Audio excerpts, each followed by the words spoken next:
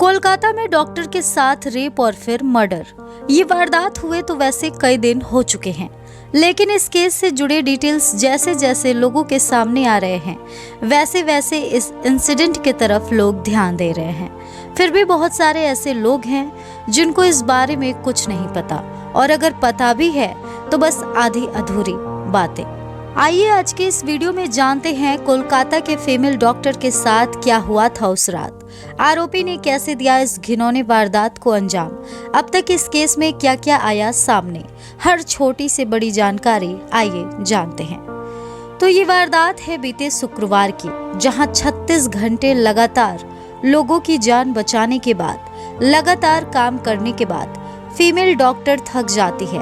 थकान की वजह से वो थोड़ा आराम करने को सोचती है और इसलिए वो शोर शराबे से थोड़ा दूर कॉलेज के सेमिनार हॉल में रेस्ट करने चली जाती है। मगर वहाँ जो उसके साथ होता है वो अनस्पीकेबल है।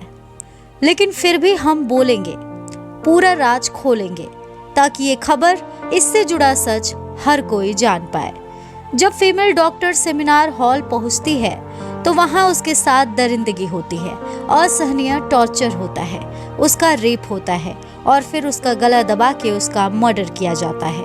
उस फीमेल डॉक्टर की जब डेड बॉडी मिली तो वो ऐसी हालत में थी कि जो भी उसे देखा रो दिया। न शरीर पर एक भी कपड़ा था, न पूरा शरीर पहले जैसा स्वस्थ था। टॉर्चर की वजह से शरीर में हर जगह चोट के निशान थे। उसके दोनों पैर एक दूसरे से बिल्कुल विपरीत दिशा में थे। उस फीमेल डॉक्टर के चश्मे तक को ऐसा कूटा गया था कि उसका जो शीशा था वो आंखों में चुभ गया था, जिस वजह से दोनों आंखें जख्मी हो गई थी और उनसे भी खून बह रहा था। उसके प्राइवेट पार्ट से भी खून आ रहा था। गला दबाकर मारा गया था, जिस वजह से गले पर गहरे काले निशान थे। आपको बता दें कि जो पोस्टमार्टम रिपोर्ट है वो सोशल मीडिया पर जम के वायरल हो रहा है।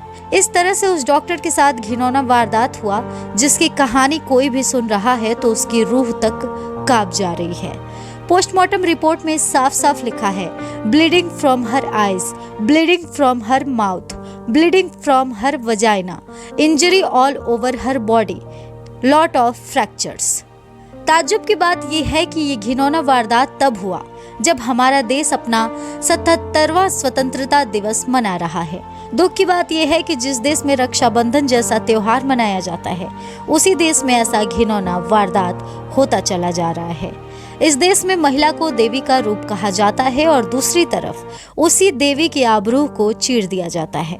सबसे बड़ी बात यह है कि आज भारत को आजाद हुए पूरे 77 वर्ष हो चुके हैं, लेकिन इन 77 वर्षों में अब तक करोड़ों महिलाओं के लिए कुछ भी नहीं बदला।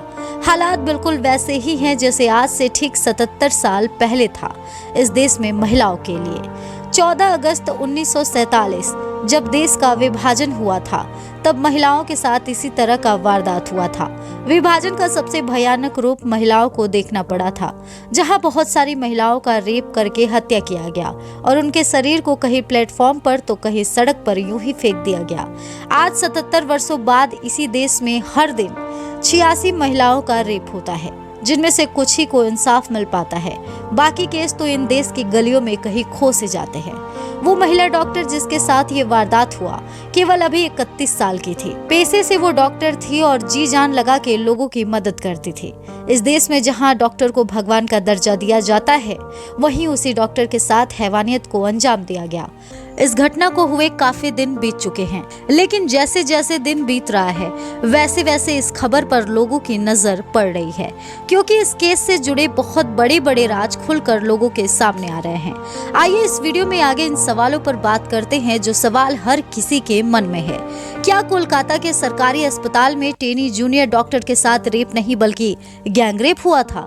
क्या इस वारदात में आरोपी संजय रॉय के अलावा और भी कई लोग शामिल थे? अगर हाँ तो वो कौन लोग हैं और अब तक कोलकाता पुलिस उनका पता क्यों नहीं लगा पाई? कोलकाता के आरजी कर मेडिकल कॉलेज एंड हॉस्पिटल में ट्रेनी डॉक्टर की रेप के बाद बेरहमी से हत्या कर दी गई। इस वारदात को अंजाम देने वाला रेपिस्ट कातिल संजय राय पुलिस की पकड़ में आ चुका है, मगर बावजूद इसके ये मामला इतना उलझा हुआ है कि सब हैरान हैं। अब कोलकाता हाई कोर्ट के आदेश पर इस मामले की जांच कोलकाता पुलिस से लेकर सीबीआई को सौंप दी गई है। वहीं पीड़िता के साथ हुई दरिंदगी का जिक्र करते हुए डॉक्टर गोस्वामी ने कहा कि वारदात डराने वाली है। डॉक्टर ने कहा, पीड़िता के परिजनों ने मुझे पोस्टमार्टम की रिपोर्ट भी दिखाई जो बताती है कि डॉक्टर के सिर से पैर तक कोई भी अंग ऐसा नहीं था जहां जख्म न हो। आंख, नाक, होठ, प्राइवेट पार्ट, उंगली, पंजे समेत पूरे शरीर में बुरी तरह से जख्म थे। इसके अलावा पीड़िता के शरीर से 150 मिलीग्राम वीर्य पाया गया। इस मामले में कोई एक रेपिस्ट नहीं था। ऐसा लगता है कि इसमें कई लोग शामिल थे। पुलिस इस मामले में लोगों को भ्रमित कर रही है। अब तक पुलिस ये नहीं मान रही है कि इस कांड में कई लोग शामिल थे। आप देखेंगे कि रेप और हत्या की शिकार डॉक्टर के घर में बताया गया कि आपकी बेटी ने सुसाइड कर लिया है। इसके बाद जब उसके माता पिता अस्पताल पहुंचे तो वो 3 घंटे तक अपनी बेटी के शव को देख नहीं पाए। अस्पताल प्रशासन ने तो उस डॉक्टर की मानसिक स्थिति पर सवाल उठाए थे। इसके अलावा जल्दबाजी में ही पीड़िता का अंतिम संस्कार कर दिया गया ताकि कवर अप किया जा सके। अब आप सोच सकते हैं, जिस डॉक्टर ने इस तरह का बयान दिया है वो वही डॉक्टर है जो पोस्टमार्टम रिपोर्ट को बकायदा एनालाइज किया है। आपको बता दें कि ये एक ऐसे परिवार की सच्ची कहानी है जिसने अपने जवान बेटी को खोया है, जो महज अभी 31 साल की थी और अपने करियर के पड़ाव पर आगे बढ़ रही थी। वो अपनी जिंदगी को जी रही थी, वो अपने सपनों के राह पर चल रही थी। उसका बस एक ही सपना था कि वो लोगों की मदद कर सके, ज्यादा से ज्यादा लोगों की जान बचा सके। और उसे क्या पता था कि एक दिन यही सब करना उसके लिए भारी पड़ जाएगा। परिवार ने अपने बेटी को खो दिया। ताज्जुब की बात यह है कि नग्न अवस्था में बेटी की डेड बॉडी मिली, बावजूद इसके माता पिता को बेटी के डेड बॉडी को नहीं देखने दिया गया। 3 घंटे तक माता पिता हाथ जोड़कर सिफारिश करते रहे कि उन्हें एक बार उनके बेटी को देखने दिया जाए, लेकिन वहां पर उन्हें खड़ा रखा गया बाहर ही और देखने नहीं दिया गया। 3 घंटे बाद बेटी के दर्शन मिले, वो भी ऐसे मिले जो शब्दों में बयान नहीं किए जा सकते। किसी भी माता पिता को भगवान करे ये दिन कभी ना देखना पड़े। आपको बता दें कि शुरुआती जांच के बाद पुलिस ने तो इसको सुसाइड करार दे दिया। पुलिस का कहना था कि आपकी बेटी ने सुसाइड किया है। यहाँ तक कि बेटी के मानसिक स्थिति पर सवाल भी उठाए गए।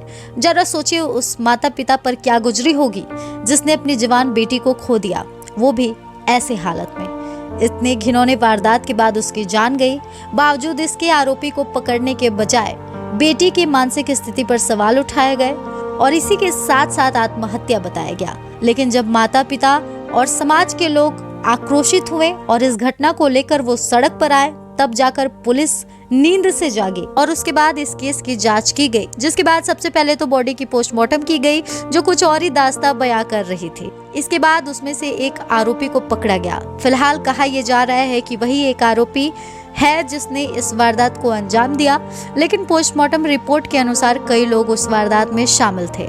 हो सकता है कि पुलिस केवल एक आदमी के ऊपर ये इल्जाम मर रही हो ताकि बाकियों को बचाया जा सके। वहीं इस मामले पर मृतका के पिता ने बेटी के मुआवजे को लेने से इनकार कर दिया है।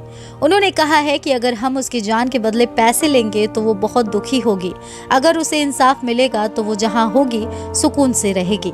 आपको बता दें कि इस केस में अब तक केवल एक ही आरोपी गिरफ्तार हुआ है। फिलहाल डॉक्टर के बयान के बाद ये चारों तरफ खबर फैल गई है कि पीड़िता का रेप नहीं बल्कि गैंगरेप हुआ है।